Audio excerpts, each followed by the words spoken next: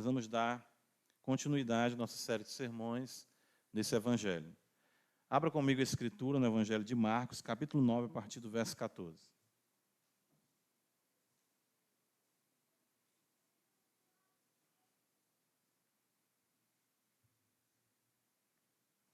Diz-nos assim o Santo Evangelho de nosso Senhor e Salvador Jesus Cristo.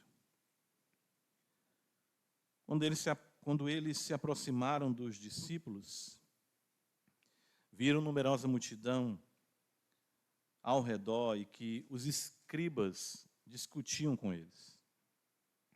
E logo toda a multidão, ao ver Jesus, tomada de surpresa, correu para ele e o saudava.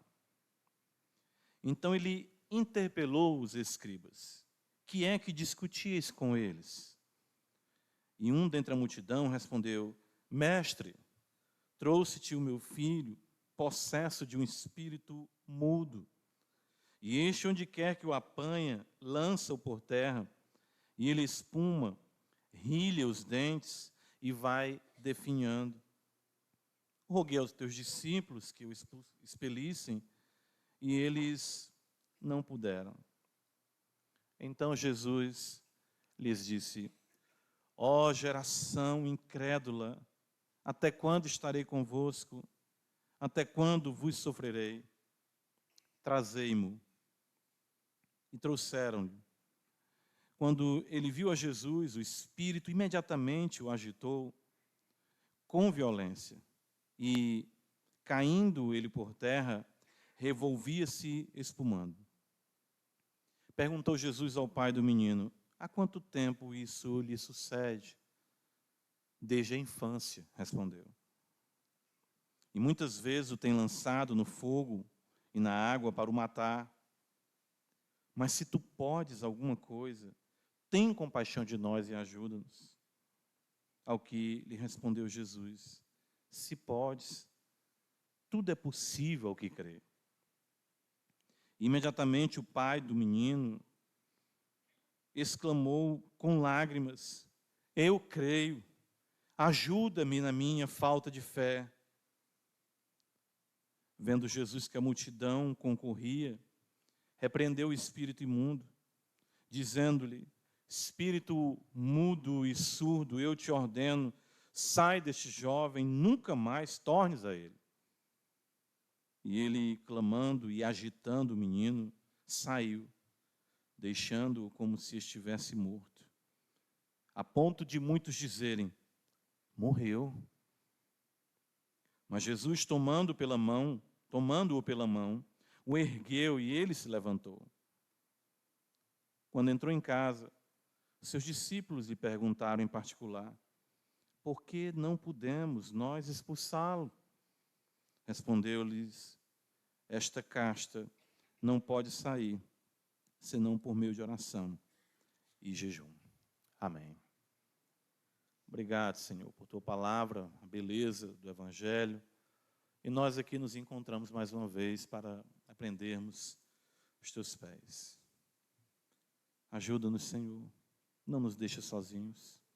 Dá-nos mais luz, mais calor, mais graça, mais poder, mais compreensão. Tudo isso para a glória do teu nome, Pai. Tua igreja, nós precisamos aprender da tua palavra, em nome de Jesus. Amém. Irmãos, prosseguindo aqui com Marcos, nós agora vemos o mestre se deparar com uma multidão alvoroçada, né? O relato é bem interessante, é um relato até significativamente extenso. E nessa multidão alvoroçada, nós vemos os seus discípulos ali em meio a uma controvérsia. Nós não sabemos de qual natureza é a controvérsia, porque nenhum dos evangelistas nos dizem isso. Nem Marcos, nem Mateus, nem Lucas, embora os três relatem esse acontecimento. E além disso, encontramos um pai aflito, muito aflito, sofrido com a situação do seu filho atormentado por um espírito imundo que maltratava demais aquele jovem. Então, basicamente, nós encontramos isso. Lembra que aqui Jesus está descendo do Monte da Transfiguração. Lembra do contexto, começo de Marcos, capítulo 9, que ele apresenta a sua glória aos seus discípulos. Temos esse relato maravilhoso. E os discípulos, na descida com ele, indagam acerca de algumas questões que lhe subiram ao coração, no que concerne a Elias, ao Messias. E Cristo esclarece, enquanto eles vão conversando, Jesus vê uma multidão, ele fica, né, admirado com aquilo, né, ou seja, e com o alvoroço que ali se encontrava. É bem interessante o relato, porque nós vemos várias coisas acontecendo e nós vemos um mestre preocupado com os discípulos, né? Ele já chega e o que é que vocês estão discutindo com eles? Essa ideia mesmo de amor, de proteção de Cristo com os seus discípulos, né? E surge aquele homem, outro evangelista vai dizer que ele se coloca aos pés de Jesus, ajoelhado, em lágrimas. Ele se ajoelha e pede: mestre, socorre-me, ajuda-me, né? E ele diz que levou os discípulos, de fato o seu filho aos discípulos, e eles não conseguiram expulsar aquele demônio. E a multidão concorria, aquilo estava ficando realmente uma situação mais complicada. Marcos faz questão de destacar isso, e ele então pede para trazer o menino ali para ele, e ele repreende aquele espírito imundo, né? E vai embora, entra na casa. Alguns creem que seja até a casa desse pai, né? Ele entra numa casa e alguns creem que o pai recebe, acolhe, enfim. E os discípulos perguntam por que não conseguiram expulsar aquele demônio, e o Senhor fala então que aquele demônio só seria expulso mediante oração e jejum. O que nós podemos aprender desse relato, né? Resumidamente, aqui nós lemos esse texto, né? Claro, podemos destacar muitas coisas, muitos pontos aqui que nos reforçam a teologia sistemática, né? Cristo, ele é poderoso, a ação dos demônios sobre os homens, a realidade da fé, a realidade da incredulidade. Mas o que de fato o evangelista quer nos ensinar, né? Eu creio que a gente pode... Lembra que eu sempre procuro aqui observar com os irmãos o quadro que o evangelista está delineando para nós, que ele está querendo apresentar. Então, acredito aqui que nós podemos aprender mais da jornada cristã, da nossa jornada nesse mundo mau. Quero ver isso com os irmãos aqui essa noite. De fato, nós podemos aprender que nós vivemos na promessa da glória revelada. Lembra que é isso que está no começo do capítulo? A glória de Cristo revelada, a sua majestade.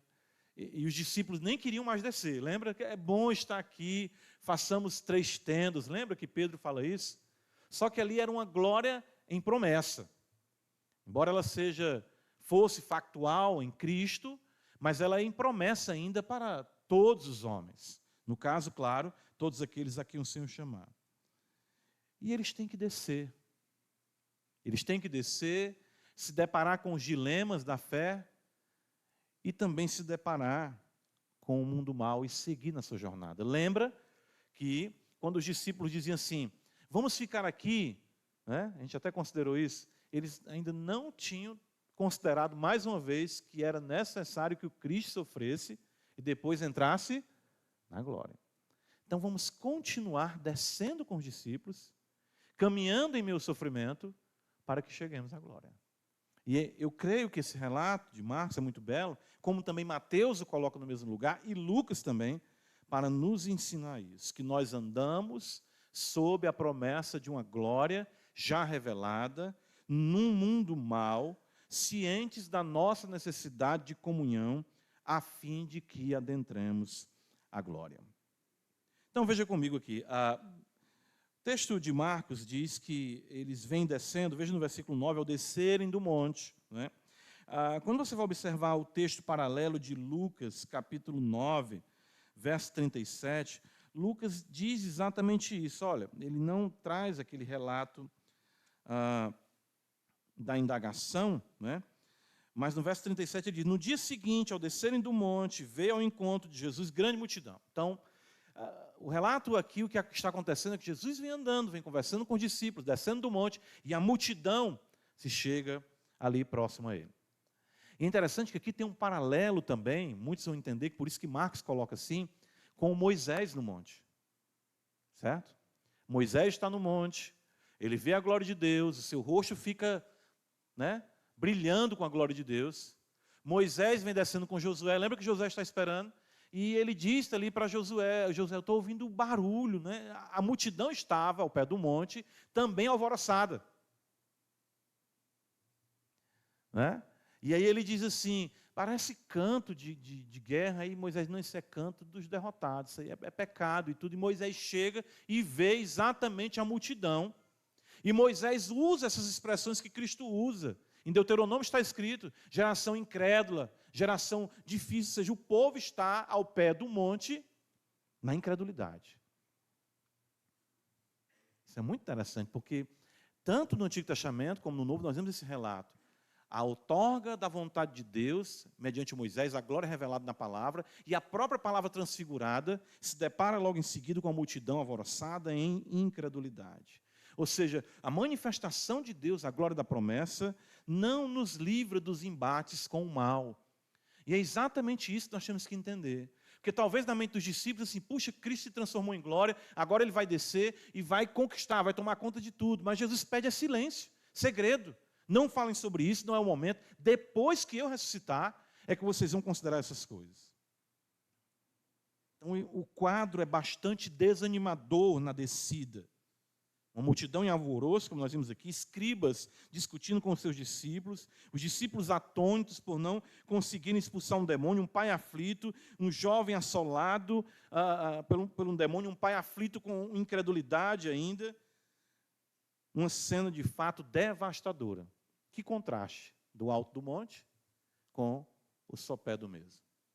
É exatamente isso. A revelação de Deus, a glória, mas a nossa realidade é uma realidade em alvoroço.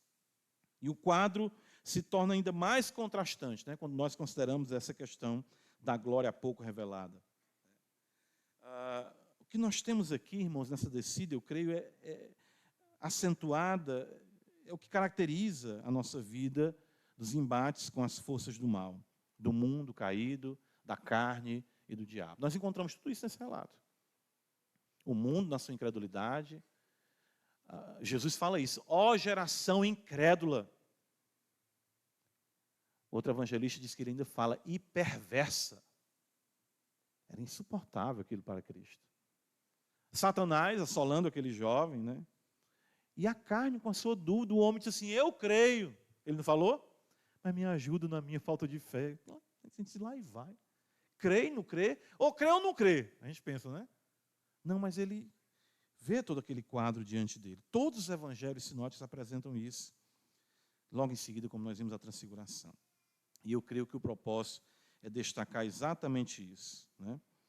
Que a glória que foi manifesta ali só se manifestará depois das dores de parto que caracterizam a nossa existência nesse mundo. Ou seja, o que nós vemos aqui é que Cristo geme diante da situação, nós vemos que nós gememos diante dessa situação e que a própria criação geme até que todas as coisas sejam transformadas. Os irmãos já sabem a que texto eu estou me referindo. Romanos capítulo 8, veja que é exatamente isso que nós observamos. Observa como Paulo apresenta isso de forma didática para nós. Romanos 8 está escrito assim, olha.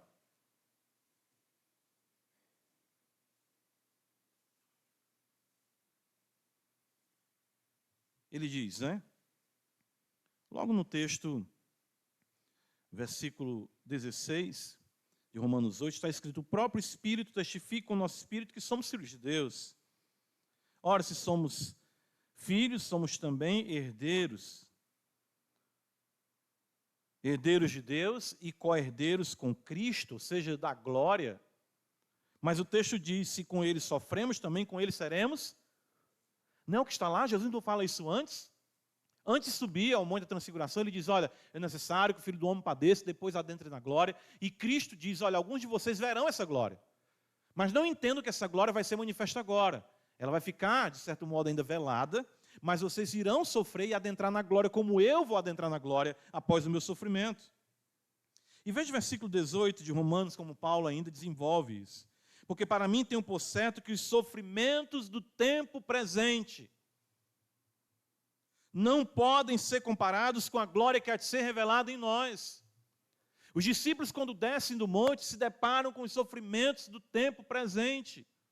Incredulidade, perversidade, o diabo, a carne, o sistema. Mas nada pode se comparar com a glória que eles viram e que há de se manifestar plenamente no porvir. Veja o versículo 19, a ardente expectativa da criação aguarda a revelação dos filhos de Deus, pois a criação está sujeita à vaidade, não voluntariamente, mas por causa daquele que a sujeitou, na esperança de que a própria criação será redimida do cativeiro da corrupção para a liberdade da glória dos filhos de Deus. Porque sabemos que toda a criação a um só tempo geme e suporta angústias até agora. E não somente ela, mas também nós que temos as primícias do Espírito, igualmente gememos em nosso íntimo, aguardando a adoção de filhos, a redenção do nosso corpo. E o texto ainda nos diz, no versículo 26, que o Espírito também geme com gemidos inexprimíveis. E esse gemido inexprimível que nós encontramos aqui no próprio Cristo. Então nós sabemos da glória, sabemos que Cristo é glorioso, sabemos que o Evangelho é a verdade, sabemos que esse livro é a verdade, que é o poder de Deus revelado a nós, mas ainda estamos num mundo assolado por demônios, por incredulidade, por perversidade, por maldade, com discussões e querelas improdutivas, e precisamos lembrar que isso é só por um poucochinho de tempo até que a glória se manifeste. É isso que nós temos que considerar. Os irmãos percebem isso? Como é belo o quadro do evangelista aqui. Ele quer exatamente destacar isso, que nós estamos num momento, num ápice da revelação de Cristo, e de repente nós encontramos ali os discípulos fracassando, um homem dizendo que crê, mas também não crê como deveria crer. Os escribas no seu encalço, discutindo com os discípulos, ele toma aquela dor, ele não gosta daquilo. O que vocês estão discutindo com eles? O que é que vocês estavam discutindo com eles? Então, Cristo sai de um contexto tão glorioso para um embate com o mundo, com a carne, com o diabo. E isso, de fato, é o que aguarda a todos aqueles que seguem o Senhor. No Evangelho de Mateus, capítulo 10, irmãos, lembram quando Cristo os envia? O Senhor mesmo diz isso no Evangelho de Mateus, capítulo 10, no verso 16, né?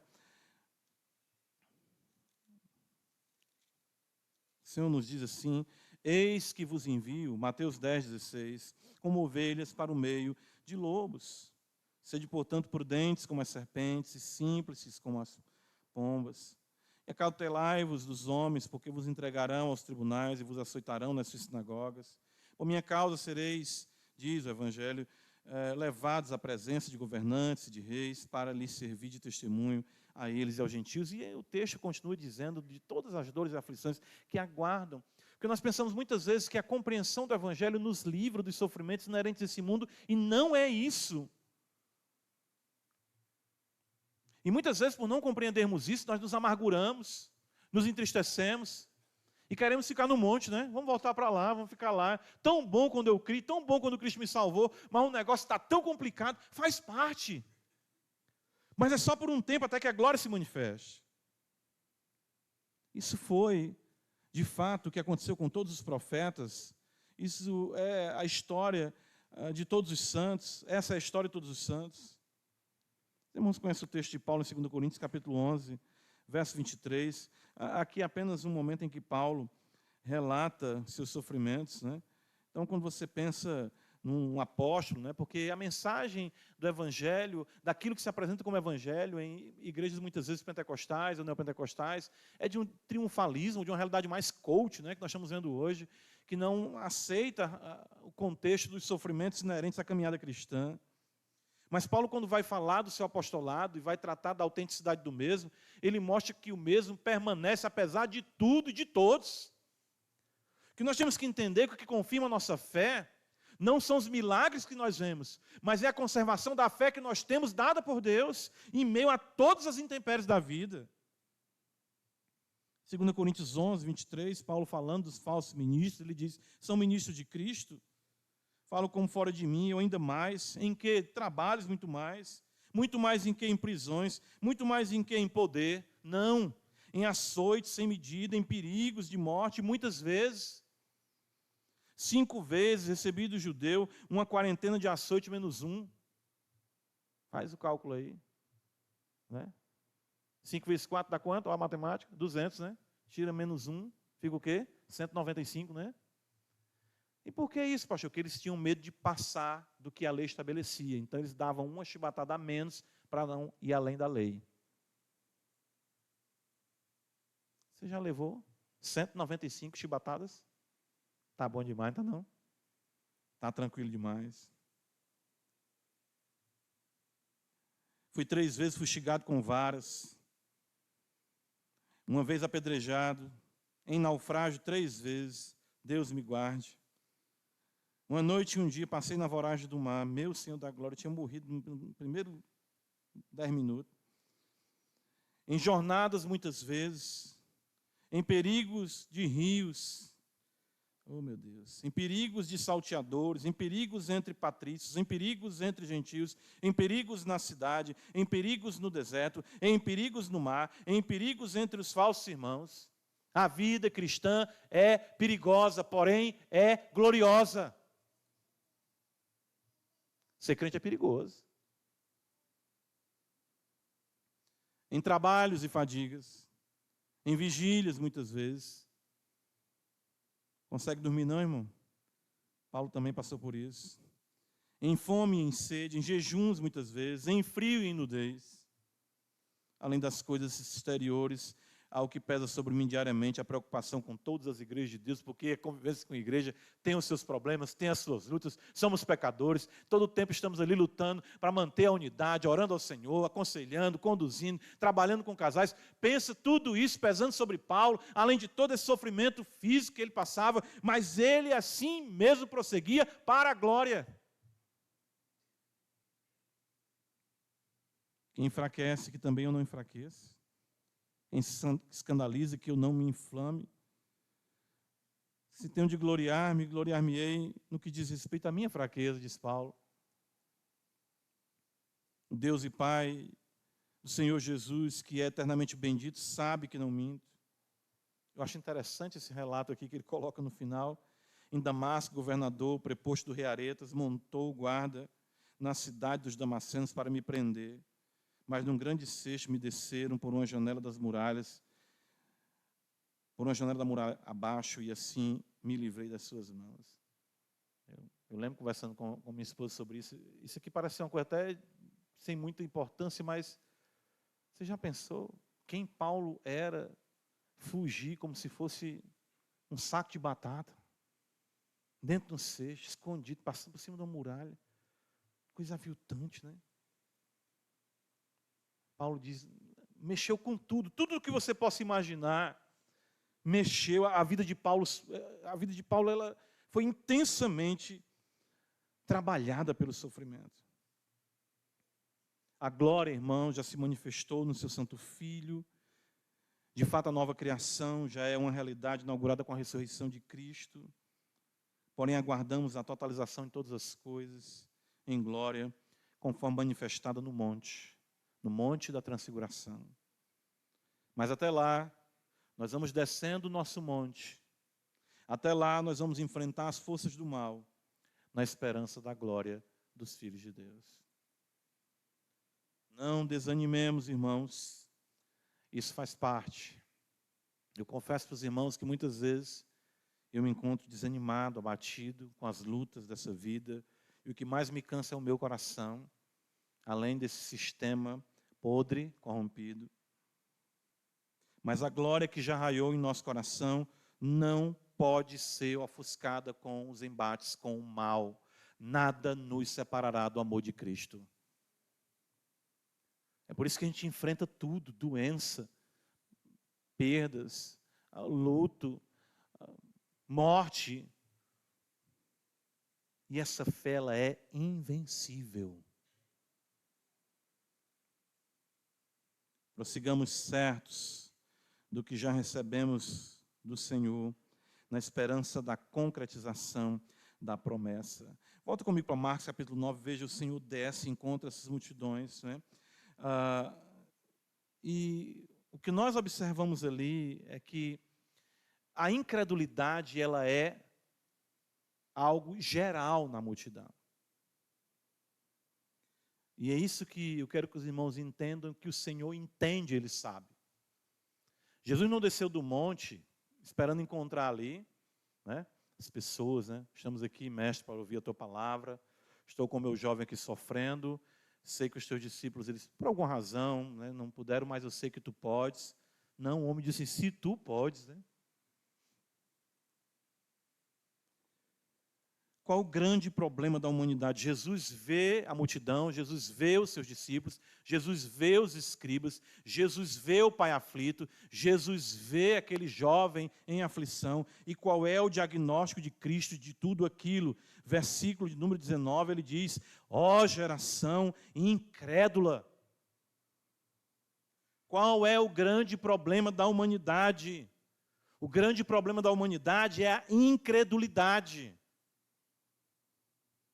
A miséria humana tem o seu lastro na falta de confiança em Deus. Sofremos porque cremos pouco. Sofremos porque cremos de forma diminuta e muitas vezes nem diminuta. Todo o nosso problema, tudo que nos aflige, tudo que nos abate, problema no casamento, problema com os filhos, problema no trabalho, problema nesse mundo, problema na igreja, é incredulidade. Ficamos correndo de um lado para o outro, com medo, temendo. Jesus definiu toda essa comoção em incredulidade. Esse era o problema dos escribas. O problema da multidão, a multidão saudando Cristo, mas uma multidão especuladora, vamos ver, saudando Ele. E quando Jesus cura o rapaz, morreu, incrédulos. Morreu, matou o menino, chama aí, aciona aí. O ECA,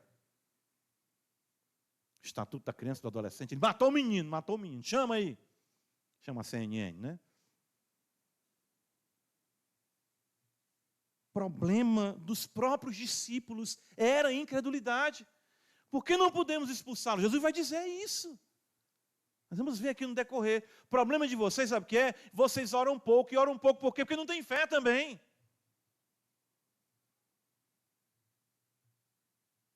Desde o princípio foi assim. Ou seja, nossos pais não creram na palavra do Senhor, preferindo antes confiar na palavra da serpente. Eis o princípio de nossa ruína. Deixar a palavra de Deus e ouvir a palavra de Satanás. Deixar a palavra de Deus e ouvir os sofismas articulados pelas mentes humanas contaminadas pelo diabo, que nós também já vemos no contexto de Marcos, que o próprio Pedro quis redefinir a caminhada de Cristo, dizendo que ele não ia sofrer. Desde o princípio, em sua infinita graça, Deus preparou um povo para ser salvo mediante o quê? A fé. Por isso que a nossa salvação vem mediante o quê? A fé. Quando nós confiamos em Deus, nós somos aproximados de Deus. Hebreus capítulo 11, veja como é belo. Quando você olha para o texto, nós pusemos esse capítulo 11 de Hebreus aqui também já. O autor sagrado vai dizer que a fé é a certeza das coisas que se esperam, a convicção de fatos que se não veem. Pois pela fé os antigos obtiveram um bom testemunho. Pela fé entendemos que foi o universo formado pela palavra de Deus, de maneira que o visível vê o existir das coisas que não aparecem. A fé nos faz entender o mundo, nos faz entender o porquê do mundo, nos faz entender que o mundo foi criado por Deus, pela palavra de Deus, que tudo pertence a Ele, que Ele é o Senhor de todas as coisas. Eu vejo aqui um eco claro de Gênesis. Pela fé entendemos que o mundo foi criado. Adão, ele foi criado e ele olhou para o Senhor, Deus falou com ele, ele creu na palavra de Deus, Deus disse quem ele era, Deus disse quem Eva era, Deus disse o que era cada árvore, Deus disse para ter cuidado. Confie na minha palavra. O mundo foi criado pela minha palavra e a manutenção da sua alma vem mediante a minha palavra. Creia em mim, diz o Senhor. Por isso que Jesus, João 14, no verso 1, Ali nós sabemos que quando Cristo está perto de partir, ser morto, passar por tudo aquilo, Jesus diz, não se turbe o vosso coração. Qual é o restante do versículo? Credes em Deus, crede também em mim. Seu coração está perturbado por falta de fé. Confiar em Deus. Estou falando que você não seja crente, nós vamos já considerar a beleza disso, da condescendência de Deus com a incredulidade que ainda, sabe, se pega, se gruda em nós. Mas a beleza aqui na sequência é que nós vemos em Hebreus 11, veja ainda no verso 4, que vai dizer, pela fé, Abel ofereceu melhor sacrifício, o culto é pela fé. E o que primordialmente o culto vai fazer é reconhecer a majestade de Deus, adorá-lo, como Abel fez, oferecendo maior e melhor sacrifício a Deus. Na sequência, então, de forma conclusiva, ele vai dizer, no verso 6, veja, de fato, sem fé, é impossível agradar a Deus. Porquanto é necessário que aquele que se aproxima de Deus, creia que Ele existe e que se torna galardoador dos que o buscam. Então nós temos uma multidão composta dos seus discípulos, composta ali de um pai que estava sofrendo, daqueles jovens escribas, e a multidão se aproximando de Cristo sem fé. Sem fé é impossível agradar a Cristo, geração incrédula e perversa. Beleza isso. Os que são abençoados, a Escritura vai dizer em Gálatas, capítulo 3, veja como é interessante. Então a bênção está na confiança em Deus. Os que são abençoados, diz Gálatas 3, no oposto da bênção que é a maldição. Então a vida de incredulidade, né, sem ter sido alcançada pela fé, é uma vida de maldição. Ora, tendo a Escritura, Gálatas 3,8, previsto que Deus justificaria pela fé os gentios, pré-anunciou o Evangelho a Abraão, em ti serão abençoados todos os povos, de modo que os da fé são abençoados com o crente Abraão. De forma conclusiva, nós vemos Paulo afirmar que tal confiança em Deus só é possível mediante a outorga graciosa do próprio Deus, como ele vai dizer em Efésios 2,8, que a fé é o quê? Dom de Deus. Confiar em Deus é divino, é sobrenatural. E é o que caracteriza a eleição e a relação autêntica daqueles que confiam em Deus em abundante devoção. Daí nós entendemos por que o mestre denomina essa geração como incrédula e perversa. Pois a ausência da fé produz apenas impiedade. Perceba, a multidão sem fé, quando olha para os atos de Cristo, enxerga de forma ruim. Morreu. Os escribas, em vez de ouvir o ensinamento e aprenderem dos lábios do mestre, porque ninguém jamais ensinou como ele ensinou, discutiam com os discípulos. E o próprio pai do rapaz, que traz o menino para ser curado, diz, eu creio, mas eu também não creio. E os próprios discípulos não conseguem expulsar aquele demônio por falta de fé. A ausência de fé produz a impiedade. É por isso que as nossas piores decisões são aquelas que são tomadas na certeza do nosso braço. E não quando nós levamos as mesmas em oração, em fé, confiando e pedindo ao Senhor orientação como proceder e agir de forma que o agrade. Os judeus achavam que o proceder bem precedia o crer. Quando nós sabemos, como diz Paulo em Gálatas 5,6, que a fé atua pelo amor. A minha vida de boas obras, eu só não serei taxado num contexto de incredulidade e perversidade se eu crer no Senhor em amor. As más obras são fruto do ateísmo, ou seja, até mesmo da falsa religião, fantasiada, ou melhor dizendo, disfarçada de boas obras para produzir a própria salvação. Fato, irmãos, é que esse mundo é um mundo incrédulo. Não é isso? Pode observar. E perverso. Por não crer, o mundo se degenera em corrupção. Volta aqui em Hebreus, como é maravilhoso isso. Eu não estou usando aqui uma linguagem minha. Olha o que está escrito aqui. Hebreus, nós lemos o capítulo 11, agora o capítulo 10.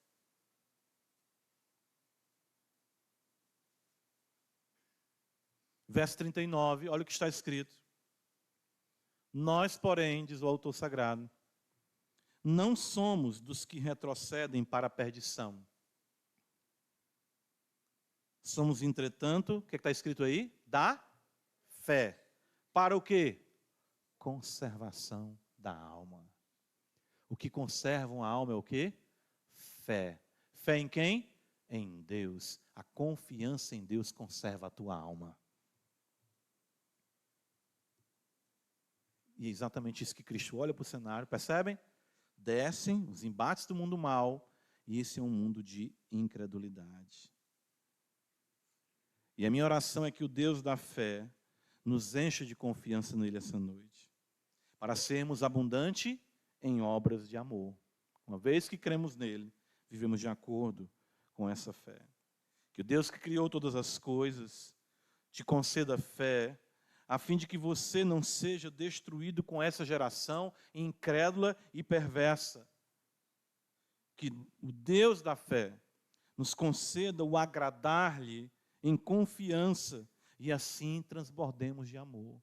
Para que não venhamos a ser apenas mais um na multidão de incrédulos que caminham nesse mundo. Volta comigo para Marcos, capítulo 9. Perceba, ele desce com seus discípulos.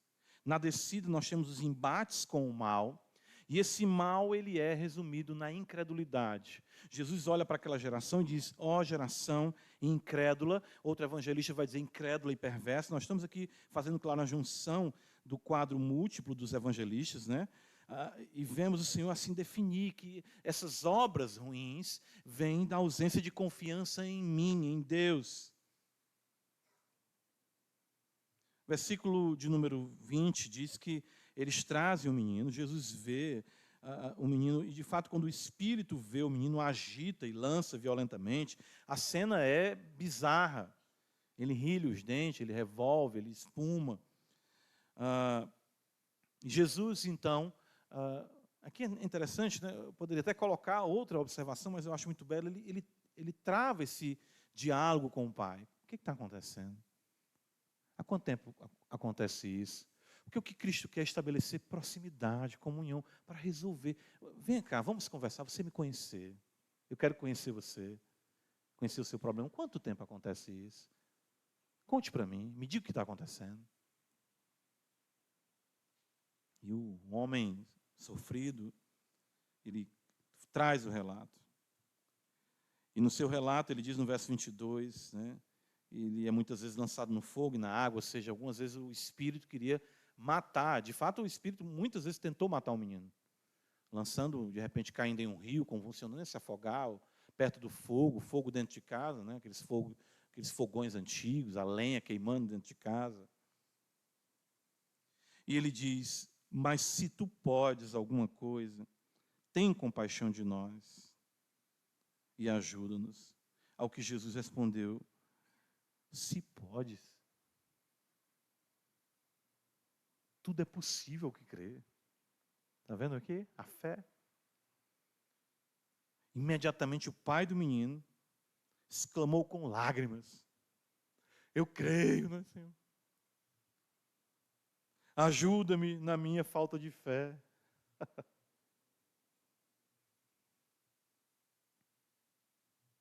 Essa passagem aqui, irmãos, esse relato, nos ensina exatamente isso. A deficiência da fé daqueles que foram salvos mediante a fé. O episódio é bem instrutivo e é revelador. O pai do jovem se dirige aos discípulos do mestre, porque ele ouviu que os discípulos também faziam as obras que Cristo fazia. Isso é um ato de fé. Ele creu na pregação e disse, não, realmente, só quem pode me ajudar é Jesus, ou então os seus discípulos, os seus enviados. E ele procura eles. Tanto que ele diz para o Senhor, no verso de número 17, 18, ele fala, veja, roguei a teus discípulos que o expelissem. Ou seja, ele diz, eu falei com eles. Ou seja, esse homem não foi arrogante, eu quero falar com o chefe. Né?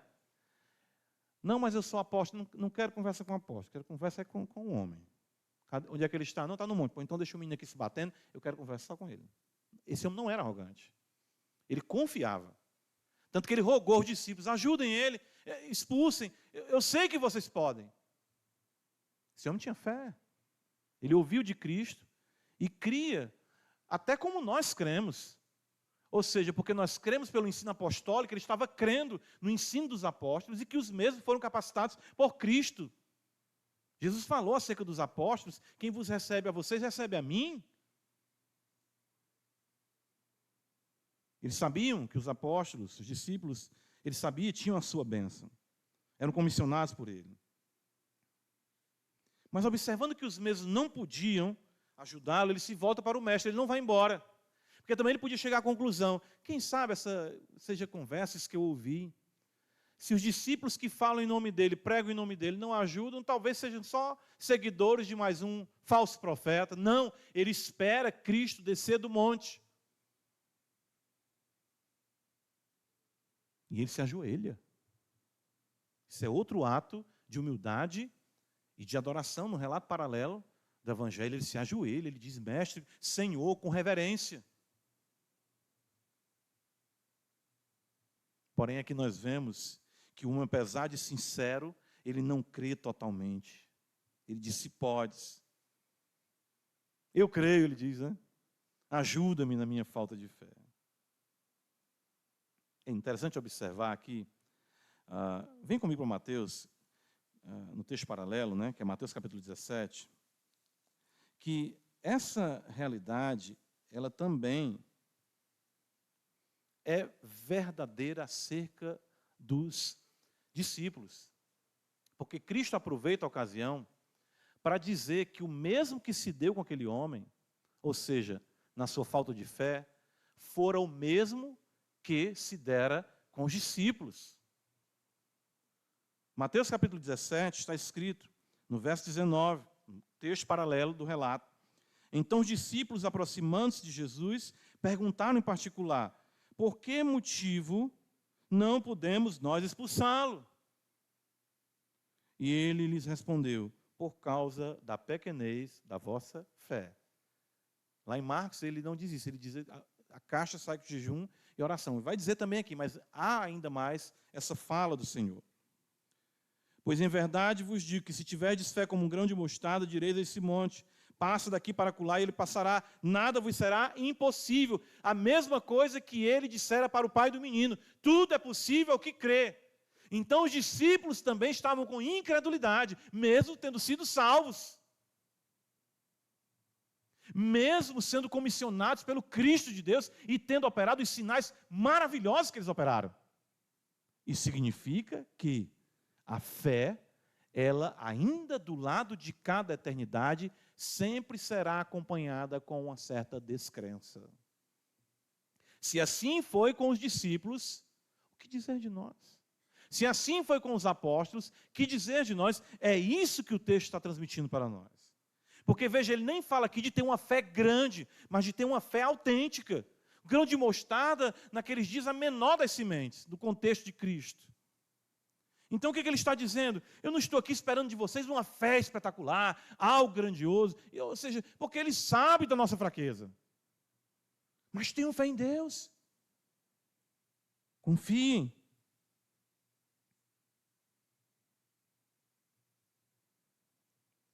E é o mesmo, claro, que ocorre conosco, né? Ou seja, cremos, mas sofremos com a incredulidade. Ou sou somente eu.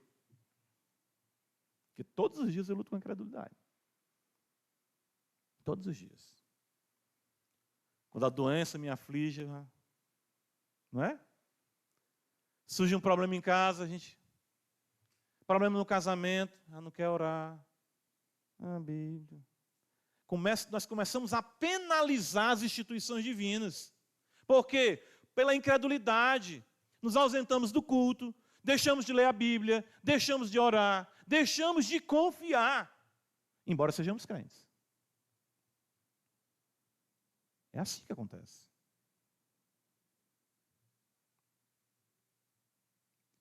E o que é maravilhoso aqui, né? É que Jesus, Marcos 9, quando você volta lá, ele vê a multidão concorrendo, né? Ele repreende o espírito imundo, ou seja, é tão maravilhoso o relato, pois mesmo com esse vacilo na fé, por parte do pai do menino, o mestre não deixou de demonstrar seu amor e compaixão, expulsando o demônio e restaurando o mesmo, ou seja, o menino. Deus não vai deixar de lhe abençoar por conta da sua incredulidade. Isso é escandalosamente gracioso, não? Está aqui. Diferentemente do ensino neopentecostal, você não foi curado porque não teve fé. Eu não vejo isso aqui no relato. O relato mostra que Cristo age apesar das deficiências da nossa fé. E nós estamos aqui, muitas vezes até com o coração distante, sofrendo, preocupado com os problemas da vida, e mesmo assim Deus vem, nos visita e nos abençoa. Por quê? Porque Ele é bom e a sua misericórdia dura para sempre.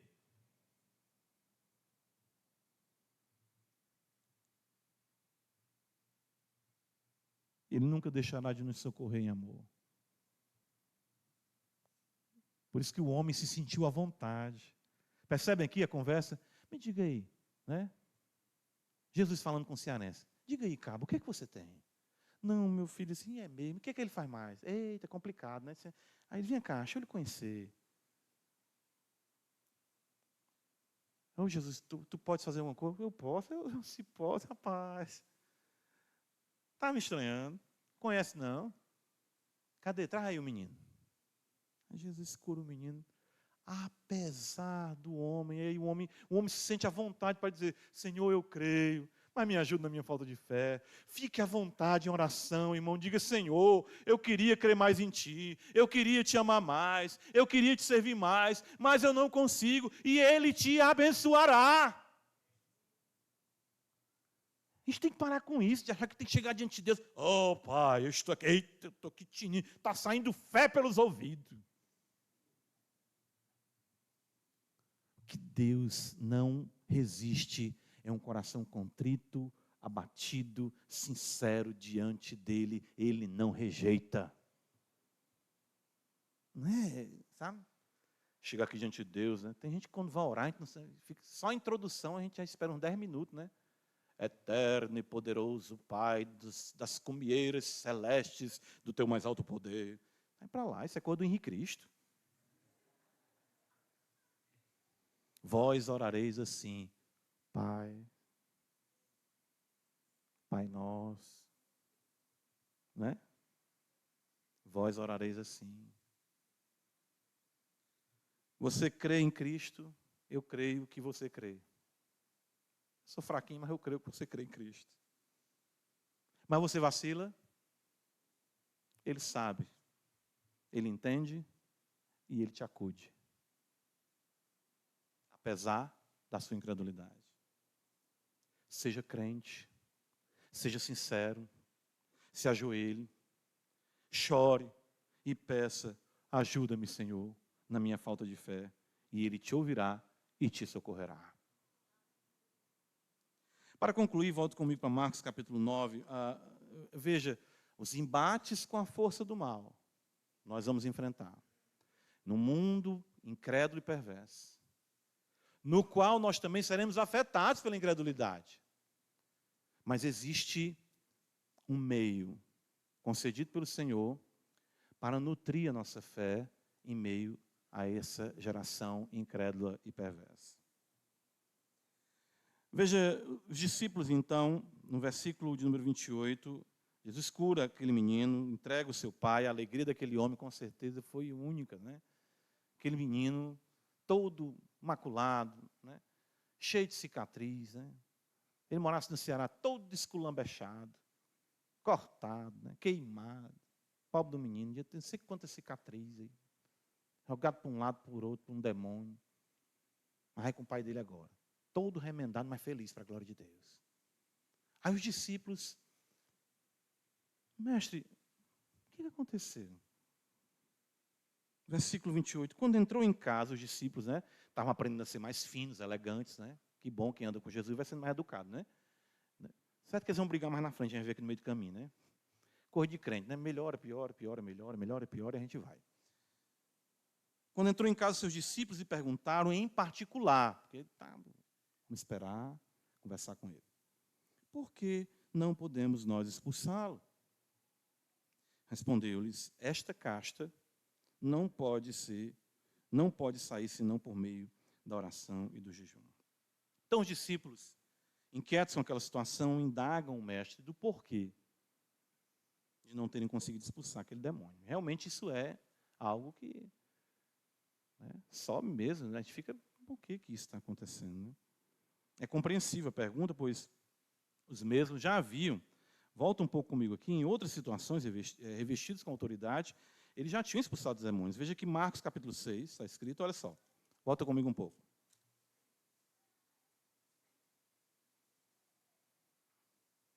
Versículo de número 7, está escrito, chamou Jesus os 12 e passou a enviá-los de 2 a 2, dando-lhes a autoridade sobre os espíritos imundos.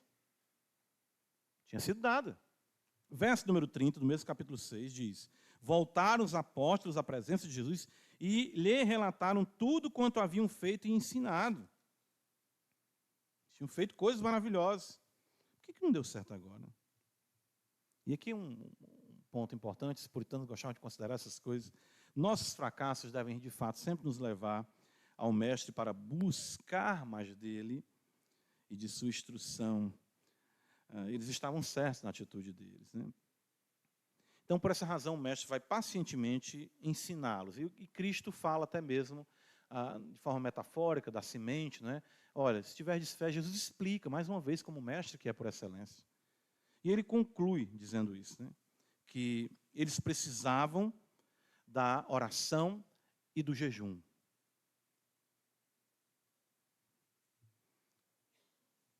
Mestre destacou que a nutrição da fé, lembra que ele fala, a geração incrédula e perversa, vimos que os discípulos não estavam com a fé adequada. A vida do cristão, a nutrição da fé, é mediante uma vida de comunhão com aquele que dá a fé, ou seja, o próprio Deus. O que acontece com eles foi que o que aconteceu com eles foi que ao tirarem os olhos do Senhor Deus, né, por o que estava acontecendo e tudo, eles tiraram os olhos, como vai dizer o autor dos Hebreus no capítulo 12, Jesus, ele vai dizer assim, olhando firmemente para quem? Jesus, o quê? O autor e consumador da fé. Eles tiraram os olhos de Jesus. Quando se tira os olhos de Jesus, a fé sofre. E a relação com Cristo é mediante a oração. A relação com Deus.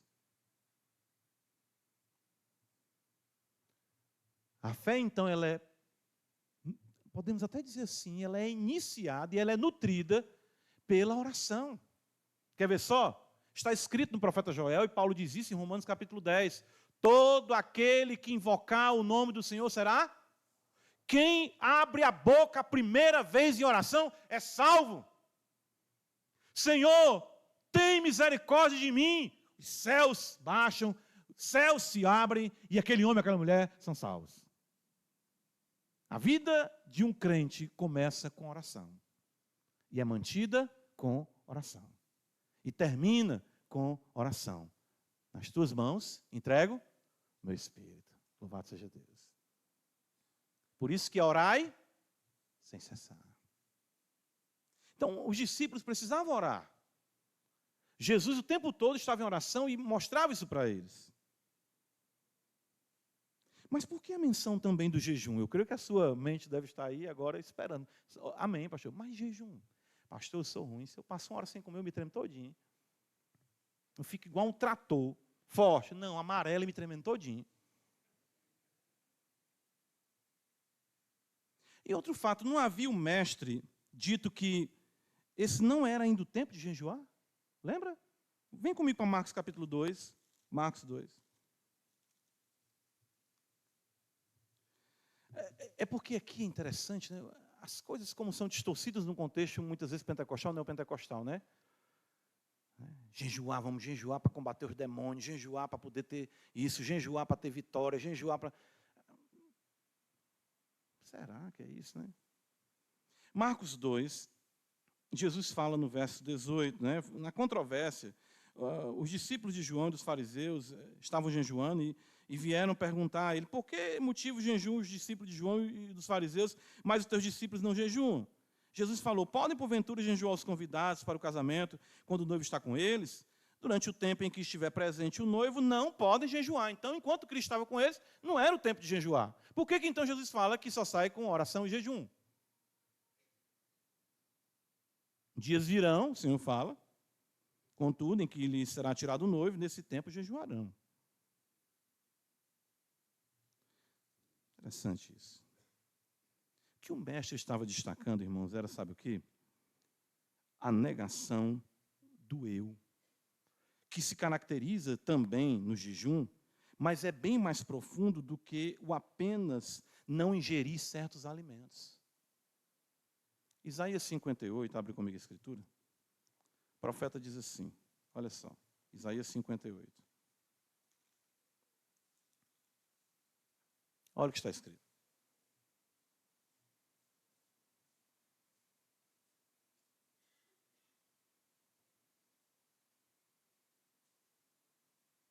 Clama a plenos pulmões.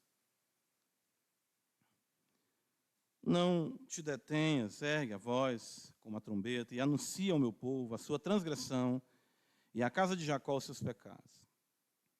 Mesmo neste estado ainda me procuram dia a dia e têm prazer em saber os meus caminhos, como o povo que pratica a justiça e não deixa o direito do seu Deus.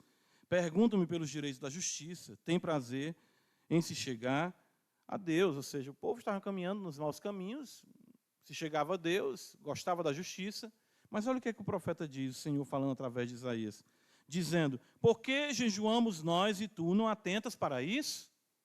Eles jejuavam. Por que afligimos a nossa alma e tu não levas em conta? O Senhor responde, eis que no dia em que jejuais, cuidais dos vossos próprios interesses, e exigis que se faça todo o trabalho. Eis que jejuais para contendas e rixas, e para ferides com punho iníquo. Jejuando assim como hoje, não se fará ouvir a vossa voz no alto. Era assim que os escribas e fariseus faziam. Jejuavam e era matando o povo, desejando a mulher do próximo, era roubando as viúvas, era agindo com hipocrisia, mas jejuava 2, 3 vezes na semana.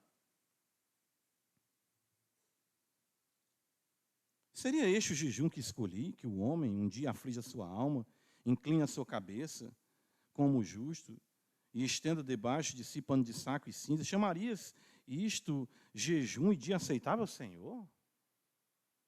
Porventura não é esse o jejum que escolhi? Opa! Que solteis as ligaduras da impiedade, desfaçais as ataduras da servidão, deixeis livres os oprimidos e despedaçes todo jugo?